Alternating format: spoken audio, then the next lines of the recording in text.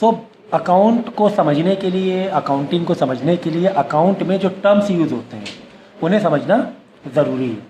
भाई अभी 10th तक में तो अकाउंट सीखे ही नहीं, अब 10th के बाद बच्चे अलग अलग स्ट्रीम लेते हैं, साइंस अलग, अकाउंट अलग, आर्ट्स अलग। तो आर्ट्स और साइंस में तो फिर भी वही टर्म जो 10th तक के पढ़ा है, मतलब टर्म सुने हुए रहते हैं, लेकिन अकाउंटिंग में टर्म्स जो होते हैं, नए जो वर्ड्स होते हैं वो बिल्कुल अलग ही हो जाते हैं बच्चों के लिए। तो इसीलिए एक चैप्टर देते हैं बेसिक अकाउंटिंग टर्म्स, तो चैप्टर ही अलग होता है, इसमें हमें समझना पड़ता है कि कौन कौन से नए वर्ड हमें आते हैं एग्ज़ाम बुक्स में, ठीक है। तो ये मालूम होना चाहिए। जैसे बिजनेस ट्रांजैक्शन का मतलब ये हुआ कि लेन देन, जैसे हमने कोई सामान खरीदा और जो भी अगर पैसे से रिलेटेड है, इकोनॉमिक एक्टिविटी है, वो बिजनेस ट्रांजैक्शन हो जाएगा। चाहे तुम किसी को पैसे दे रहे हो, ले रहे हो, सामान खरीद रहे हो या बेच रहे हो, या किसी की सैलरी दे रहे हो, या बैंक में पैसे डिपॉजिट कर रहे हो, पैसे का इन्वॉल्वमेंट है। पैसा वो टाइम इधर से उधर गया नहीं, क्या बात अलग है, लेकिन पैसे का इन्वॉल्वमेंट है, चाहे वो कैश में हो चाहे वो क्रेडिट में हो, तो वो बिजनेस ट्रांजैक्शन माना जाएगा।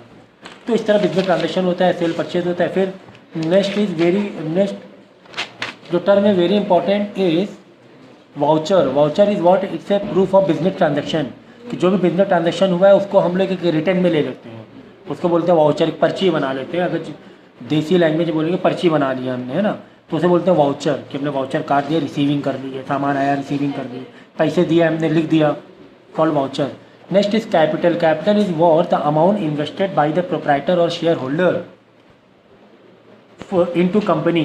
कंपनी ओपन करने के लिए, कंपनी स्टार्ट करने के लिए, बिजनेस स्टार्ट करने के जो भी पैसे लगते हैं उसी को बोलते हैं क्या, कैपिटल। कि हमने बिजनेस स्टार्ट किया, 10 लाख कैपिटल लगाया, 10 लाख में हमने 1 लाख का फर्नीचर लिया, 2 लाख रुपए का रॉ मटेरियल लिया, हमने 3 लाख की मशीन खरीदी, कंप्यूटर खरीदा, 10 लाख रुपए, इस तरीके से हमने बिजनेस स्टार्ट किया है, तो इसको हम लोग बोलते हैं कैपिटल, ठीक है ना। ये कैपिटल कम से कम होना ज़रूरी है। जब 10 लाख का बिजनेस स्टार्ट किया, बिजनेस बंद करो तो 10 लाख मिनिमम होना ज़रूरी है, तब बोलेंगे नो प्रॉफिट नो लॉस। अगर 10 लाख का बच रहा है 8 लाख, 5 लाख, मतलब आप नुकसान में आ गए। क्या आ गए? नुकसान में आ गए। तो कैपिटल कैसे पता चलता है? Asset minus liabilities. कैपिटल कैसे पता चलता है? ऐसे मतलब हमारे पास है कितना, लायबिलिटी मतलब हमें देना कितना है।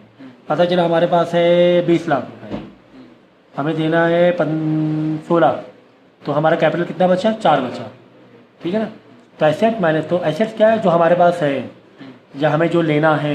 लायबिलिटीज मतलब जो हमें देना है दूसरे को, जैसे कहीं से माल खरीदा, किसी से लोन लिया हमने, हाँ, ये सब लायबिलिटीज़ हो जाएगा। कैपिटल भी, कैपिटल जो पैसा लगाते हैं कंपनी की लायबिलिटीज़ होती है एक तरीके से, क्योंकि कंपनी को पैसा शेयर होल्डर को वापस करना होता है। एसेट यार हमारी कंपनी जो भी हमने जो हमारा है कंपनी में, जो what we own in term of cash, in term of machinery, in term of furniture, raw material, in term of goodwill also is called asset. हमारी गुडविल है कंपनी की, हमारी कंपनी का नाम है, वो भी एसेट्स है हमारा। तो एसेट्स के अलग अलग टाइप होते हैं, fix asset, current assets. Fix asset जैसे कि जो फिक्स रहते हैं लॉन्ग टर्म के लिए, प्लॉट हो गया, मशीनरी हो गई, फर्नीचर, से बोलते हैं फिक्स एसेट। करंट एसेट जैसे का एसेट जो बदलते रहते हैं, जैसे आपका बैंक बैलेंस डेली कम ज़्यादा होता रहता है, अगर आप बैंक बैलेंस चेक करोगे तो बोलेंगे करंट एसेट्स है वो। फिर दूसरा टर्म में टेंजिबल और इनटेंजिबल एसेट्स होता है। अलग अलग पॉइंट ऑफ व्यू से हमें नॉन करंट मतलब फिक्स एसेट हुआ ना, नॉन करंट में फिक्स एसेट्स हो गया एक तरीके से। टेंजिबल एसेट मतलब जो एसेट हमें दिखता है उसे बोलते हैं टेंजिबल एसेट, जो हम लोग छू सकते हैं, जैसे फर्नीचर हुआ, मशीन। टेंजिबल। इनटेंजिबल एसेट होता है इनटेंजिबल, बोले दिख नहीं रहा है, वैसे दिख नहीं रहा है मतलब कैसे एसेट हो गया, जैसे हमारी गुडविल, ये हमारा इनटेंजिबल एसेट, दिख नहीं रहा है लेकिन हमारा वो ऐसे हमारा नाम है। कैसे सर? भाई ये पेन है, अब ये पेन तुमने कारखाने बनाया है, बिक ही नहीं रहा है। अगर हम इसमें रोटोमैक ना, रोटोमैक का या रेनॉल्ड का पेन आता है ना, रेनॉल्ड का हमने नाम छाप दिया, फ़ौरन बिकने लगेगा। बना तुमने अपने गांव में बनाया, लेकिन नाम छाप दिया उनका ब्रांड, तो इट क्रिएट ए गुडविल, ठीक है, क्योंकि रेनॉल्ड या रोटोमैक में, हाँ, तब में क्यों नाम से बिक रहा है वो, तो यही गुडविल थी उसकी कंपनी की। तो गुडविल इसीलिए तो कह रहे हमारा वो एसेट है, but it's a intangible asset. Current asset मैंने बताया कैश के टर्म में होता है, जो बदलता रहता है। डेप्टर भी करंट एसेट। डेप्टर मतलब जिनसे हमें पैसा लेना है, हम सामान बेच रहे हैं, पैसा आ रहा है, सामान जा रहा है, पैसा आ रहा है, तो बदलता रहता है डेली बैलेंस। तो डेप्टर मतलब होता है जिनसे हमें पैसा, तो ऐसे कैश, बैंक बैलेंस, डेप्टर, ये सब करंट एसेट्स होते हैं जो चेंज होते रहते हैं डे टू डे। ठीक है। फिर बाद में लिक्विड एसेट्स होता है। लिक्विड मतलब जो इजीली कन्वर्ट हो जाता है कैश में, उसे बोलते हैं लिक्विड एसेट्स। जैसे डेप्टर हो गया, इन्वेस्टमेंट हो गया, कहीं इन्वेस्टमेंट किया, निकाल लिया पैसा हमने, कैश आ गया मेरे पास, डेप्टर है, पैसा मांग लिया। डेप्टर मतलब जिनको हम सामान बेच रहे होते हैं, मतलब जिनसे हमें पैसा आना है, डेप्टर होता है। फिर वेस्टिंग एसेट्स भी होते हैं, बहुत सारे बच जाती हैं एक्स्ट्रा चीज़ें। कंज्यूम थ्रू बीइंग वर्क और use such as mine, as soon as all mineral have been extracted the mine become valueless. So oil wells have the same characteristic. Wasting asset also include asset which get exhausted with the lapse of time such as patent. बहुत सारे चीज़ें क्या होती हैं, waste हो जाती हैं, depreciate हो जाती हैं टाइम टू टाइम। जैसे कि मोबाइल है, आप मोबाइल चलाते नहीं, वो तो अलग हो गई बात, वो एक अलग बात हो गई। जैसे रखा ही हुआ है आपने अगर स्टॉक में, लेकिन 1 साल हो गया, स्टॉक बिका नहीं, अब पता नहीं, वो 1 साल बिका नहीं, मॉडल पुराना हो गया, मार्केट वैल्यू डाउन हो गई, तो वेस्टिंग मतलब यूज़ भी नहीं किया तो भी वेस्ट हो गया। फिक्सेशियस और नॉमिनल एसेट्स होते हैं। कुछ एसेट्स ऐसे होते हैं जो कैश में इजीली रियलाइज नहीं हो पाते हैं,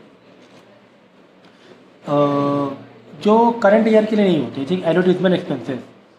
अब एडवर्टीजमेंट, कोई कंपनी नई लॉन्च हुई है, कोई नया मॉडल लॉन्च हुआ मोबाइल में, एक ही बार में लाखों रुपए का उसने एडवर्टीजमेंट कर दिया, लेकिन उसका फ़ायदा 10 साल के लिए होता है। तो ऐसे बोल के नॉमिनल एसेट्स बोलते हैं, जो आगे भी काम आ रहा है।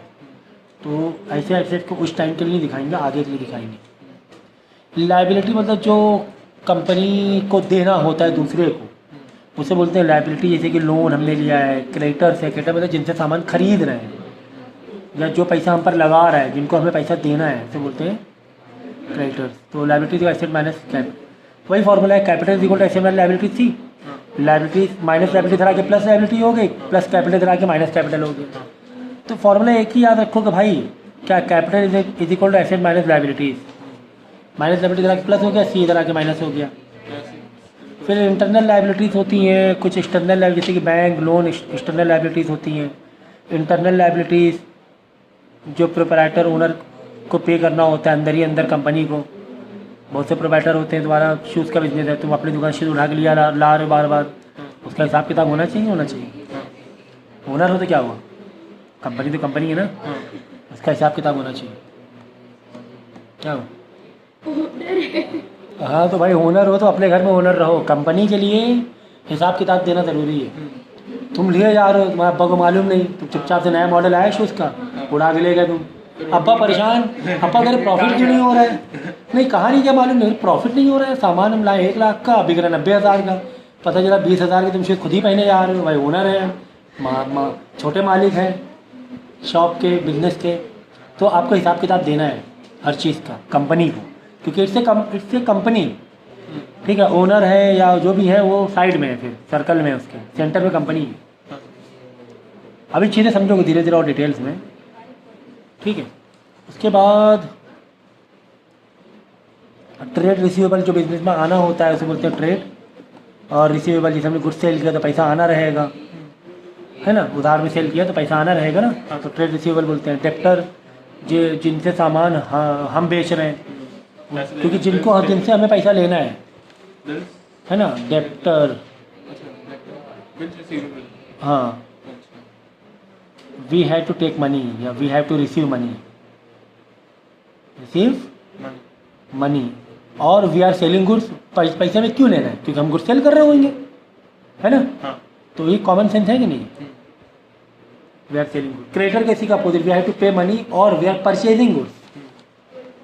तो क्रेडिटर वो हो गया। बिल्स पेएबल, जैसे बहुत सारे बिल आते हैं ना, हमने सामान खरीदा, उसने बिल बना के दे दिया, 1 लाख 10 लाख 10,000 सामान पे तो बिल पे करना, तो वो होता है बिल्स पेएबल। डेफिनेटली लायबिलिटी है, हमें बिल पे करना है ना, हमारे लिए पेएबल है। इसी तरह बिल से रिसीवेबल होता है। बिल रिसीवेबल मतलब जिनको हम सामान बेच रहे हैं, हमने उसके बिल करके साइन ले लिया, ऐसे ही होता है ना, सामान जिसको बेचा हम बिल बनाएंगे, बोलेंगे साइन कर दो, साइन करके बिल हम लोग अपने पास रख लेते हैं। एक बिल टाइम होता है तब बोलते हैं, फ़ोन करते हैं उन्हें, भाई पेमेंट कर दो, तुम्हारा टाइम हो गया, वो बिल से रिसीवेबल होता है, तो वो एसेट्स होता है। Bills payable liability. फिर परचेज में जो सामान हम परचेज कर रहे होते हैं, purchase is what, purchase is not purchase of assets, अब जैसे हमने कंपनी खोली, हमने फर्नीचर खरीदा, कंप्यूटर खरीदा ऑफिस के लिए, वो परचेज नहीं होगा, वो एसेट्स हो। परचेज मतलब what we are going to sell, what we are going to sell this call purchase. Regular जो गुड्स जिस पर हम बिजनेस कर रहे हैं उसे परचेज बोलेंगे। जैसे मोबाइल का हम बिजनेस कर रहे हैं, खरीदने बेचने का, मोबाइल हमने खरीदा बेचा, वो परचेज होगा। अब मोबाइल हमने खरीदा अपने स्टाफ के लिए, वो परचेज नहीं होगा, वो एसेट होगा। अगर सर मशीनरी बनाने के लिए कपड़े खरीदी तो वो एसेट होगा। मशीनरी क्या? मशीनरी कपड़े बनाने के लिए खरीदी, मशीन खरीदी कपड़े, हाँ मशीनरी एसेट होगा। अच्छा। मशीन तुम बेच थोड़ा रहे हो, हाँ कपड़ा बेच रहे हो। अच्छा, तो कपड़ा परचेज होगा। ठीक है। ये सब बहुत टेक्निकल चीज़ है, तो अभी समझ लो। बच्चे कंफ्यूज रहते हैं, पूरे 2-2 साल कंफ्यूज रहते हैं। सेल में भी यही कहानी है, जो तुमने खरीदा था बेचने के लिए वो सेल होता है। एसेट सेल क्या सेल नहीं होगा। हाँ। जो नॉर्मल जो गुड्स है, रेगुलर गुड्स जिस पर तुम डीलिंग कर रहे हो उसे सेल्स बोलेंगे। गुड्स वही हुआ, गुड्स जिनकी तुम परचेज कर रहे हो सेल करने के लिए, उसे बोलते हैं गुड्स। तो गुड्स के 4 फॉर्म होते हैं। गुड्स के कितने फॉर्म होते हैं? 4 फॉर्म। इंपॉर्टेंट चीज़ें यहाँ लिखा करो। परचेज, सेल, एक तो परचेज रिटर्न है ना, तुमने परचेज किया बाद में रिटर्न कर दिया किसी वजह से, और सेल रिटर्न, ये सब गुड्स में आता है। ये गुड्स के 4 फॉर्म है। ये गुड्स के कितने? 4 फॉर्म है। डाउट है? 4 फॉर्म है। अब इसमें तुमने कोई मशीनरी खरीदी अपने प्रोडक्शन के लिए, तो गुड्स नहीं होगी, वो गुड्स एसेट होगी। वो एसेट होगा, गुड्स नहीं होगा। ठीक है। हाँ, स्टॉक मतलब वही है जो गुड्स हमने खरीदी है बेचने के लिए। भाई परचेज, स्टॉक, सेल। परचेज किया, कुछ बनाया, प्रोसेस किया, स्टॉक किया, उसे स्टॉक रखा था, फिर हमने सेल कर दिया, तो वही गुड्स ही हुआ। स्टॉक मतलब इन्वेंट्री, मतलब वही स्टॉक को जो तुम सिस्टमेटिक तरीके से रिकॉर्ड कर रहे हो उसे इन्वेंट्री बोल देंगे, है ना। इन्वेंट्री सिस्टमेटिक, रॉ मटेरियल इतना है, वर्क इन प्रोग्रेस मतलब रॉ मटेरियल अलग रखा हुआ है, कुछ मटेरियल मशीनरी में लगा हुआ है, कुछ मटेरियल शोरूम में फिनिश के फॉर्म में। तो वही स्टॉक जो तुमने सिस्टमेटिक तरीके से क्लासीफाई कर दिया, उसी को हम लोग क्या बोलते हैं? मतलब एक प्रॉपर रिकॉर्ड रखना कि रॉ मटेरियल कितना है, वर्क इन प्रोग्रेस में कितना है रॉ मटेरियल, और फिनिश गुड्स कितना बन गया है, और स्टॉक एंट्री मतलब बेचने के लिए ट्रांसपोर्ट में कितना जा चुका है। अच्छा, ऐसे 4 फॉर्म कह सकते हैं। प्रॉफिट पता ही है ना, सेल किया परचेज किया, दोनों का डिफरेंस, और भी एक्स्ट्रा खर्चा आता है। एक्सपेंस मतलब जो भी तुम बिजनेस में खर्चा कर रहे हो, सैलरी दे रहे हो, एडवर्टीजमेंट में एक्सपेंस कर रहे हो, ठीक है ना, ये लाइट बिल दे रहे हो, रेंट दे रहे हो, एक्सपेंसेस में आ जाएंगे। जब हमें लॉस नहीं होता है, इसे एक्सपेंसेस कहेंगे। लॉस तब होगा जब हमने सामान बेचा, पे कर दिया, जितना आया पे कर दिया, पता चला यार अभी भी पे करना बाकी रह गया, सब कुछ देने के बाद भी, तो वो लॉस होगा। एक्सपेंस लॉस नहीं बोलेंगे, इसमें मतलब खर्चे हैं डेली के। कहाँ बढ़ते हम लोग? ठीक है, तो एक्सपेंडिचर, तो जो ऑल एक्सपेंसेस जो भी हम लोग कर रहे हैं, ठीक है ना, तो उसी को हम लोग कह सकते हैं कि एक्सपेंडिचर है। एक्सपेंसेस को एक्सपेंडिचर कहेंगे, लेकिन इसके 2 कैटेगरी में डालनी है, एक कैपिटल एक्सपेंडिचर, एक रिवेन्यू एक्सपेंडिचर। तो कैपिटल एक्सपेंडिचर मतलब वो एक्सपेंसेस या वो खर्चा, वो जो खर्चा है जो लॉन्ग टर्म के लिए है, उसे बोलेंगे कैपिटल एक्सपेंडिचर। जैसे कि बिल्डिंग खरीदना, मशीनरी खरीद ली हमने, फर्नीचर खरीद लिया, हाँ, तो ये हो गया कैपिटल एक्सपेंडिचर कि ऐसा पैसा, ऐसी जगह पैसा खर्चा किया जो लॉन्ग टर्म के लिए बिजनेस को स्टार्ट करना ज़रूरी है। और रिवेन्यू एक्सपेंडिचर वो एक्सपेंडिचर होते हैं जो डेली यूज़ होते हैं, जैसे सैलरी देना, रेंट देना, बिजली का बिल देना, ये रिवेन्यू एक्सपेंडिचर में आता है। फिर रिवेन्यू मतलब जो हमने सेल की उसे बोलते हैं रिवेन्यू। इनकम मतलब उस सेल से जो बेनिफिट हुआ है उसे बोलते हैं इनकम, ठीक है ना। फिर ड्राइंग इज़ वेरी इंपॉर्टेंट। अब देखो, इनकम मतलब रिवेन्यू माइनस एक्सपेंसेस। हमने जितना रिवेन्यू जितना सेल किया, 1 लाख सेल किया, उसने 90,000 एक्सपेंस कर दिया, खर्चा कर दिया, सैलरी ये वो, तो 10,000 हमारी इनकम हो जाएगी। ड्राइंग मतलब जो भी चीज़ तुम्हारा खुद का बिजनेस है और अपने बिजनेस से अपने पर्सनल यूज़ के लिए कोई सामान ला रहे हो या कैश निकाले ले रहे हो अपने पर्सनल यूज़ के लिए, उसे बोलेंगे ड्राइंग। तो उसकी भी एंट्री करना ज़रूरी है। वही शूज़ वाले जो एग्जाम्पल दिया था।